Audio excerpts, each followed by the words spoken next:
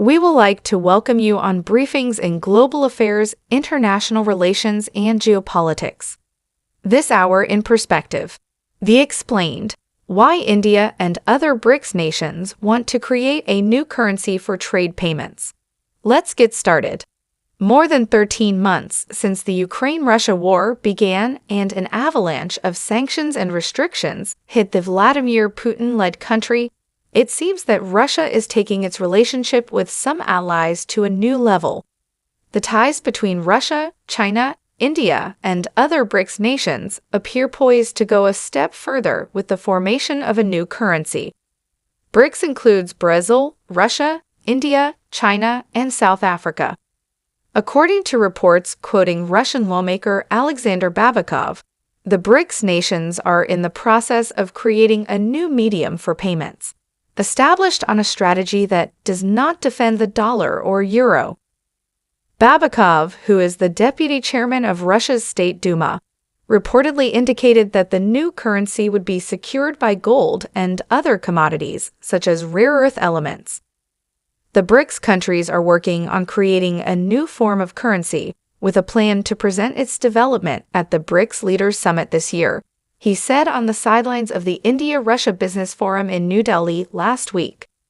While the claim is yet to be verified by other officials from the member nations, it came just a few days before South Africa sent senior officials to Russia to discuss the recalibration of the global order with President Vladimir Putin's party. South Africa is also slated to host a BRICS summit in August this year. The new currency could reduce the world's dependence on the US dollar and the euro, according to reports from the Russian state-owned news agency Sputnik. Last week, Russian President Putin adopted a new foreign policy that put India and China at the forefront. The announcement also came mere days after Chinese Premier Xi Jinping visited Moscow to further cement the no-limits partnership announced last year. Furthermore, as per a Bloomberg report earlier today, China's yuan has replaced the US dollar as the most traded currency in Russia. The yuan surpassed the dollar in monthly trading volume in February for the first time, and the difference became more pronounced in March, according to data compiled by Bloomberg based on daily transaction reports from the Moscow exchange. Before the invasion, the yuan's trading volume on the Russian market was negligible. Russia will continue to build up a particularly privileged strategic partnership with the Republic of India, with a view to enhance and expand cooperation in all areas on a mutually beneficial basis, and place special emphasis on increasing the volume of bilateral trade, strengthening investment and technological ties, and ensuring their resistance to destructive actions of unfriendly states and their alliances, the statement said, as per the report. It also announced its intention to prioritize and enhance its capacity and international role in groupings such as BRICS to help adapt the world order to the realities of a multipolar world. Now, it remains to be seen whether BRICS nations verify this claim by the Russian lawmaker, and whether they bring more clarity regarding such currency being created, if any. An economist who previously worked at the Bank for International Settlements, BIS, has provided insights on the possibility of a BRICS currency coexisting with the US dollar. Noting that China is a major trading partner of all BRICS nations, he suggested, pegging to the renminbi and aligning their bilateral exchange rates would be the first major step. Herbert Ponish, a senior fellow at Zhejiang University and former senior economist at the Bank for International Settlements, BIS, discussed the viability of a BRICS currency in an opinion piece published on Tuesday by the Official Monetary and Financial Institutions Forum, OMFIF.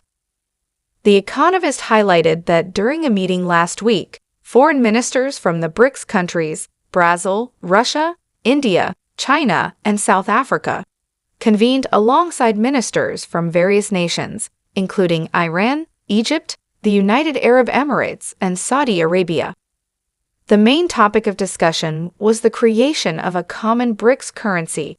He noted, adding that the officials also discussed BRICS membership expansions.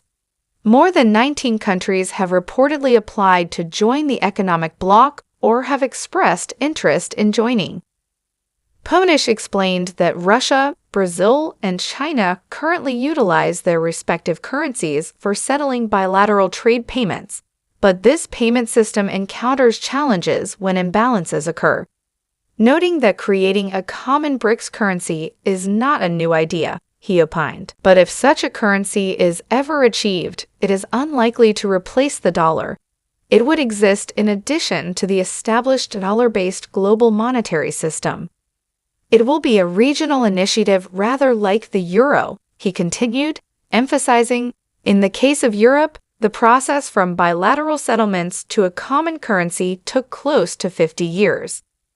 Ponish further detailed that China is the main trading partner of all BRICS member nations, but trade between the member countries themselves is relatively limited. Pegging to the renminbi and aligning their bilateral exchange rates would be the first major step, he suggested. At the same time, a mechanism would have to be set up to provide credit in renminbi to countries that run trade deficits, such as India and South Africa. He believes that an organization similar to the European Payments Union, APU, and a management agent like the Bank for International Settlements, BIS, would need to be established. China would have to shoulder the burden to keep such a clearing system afloat, he stressed. This means setting up the mechanism and institutions, providing sufficient funds to support a liquidity shortfall, and providing a reserve facility to deposit surplus funds.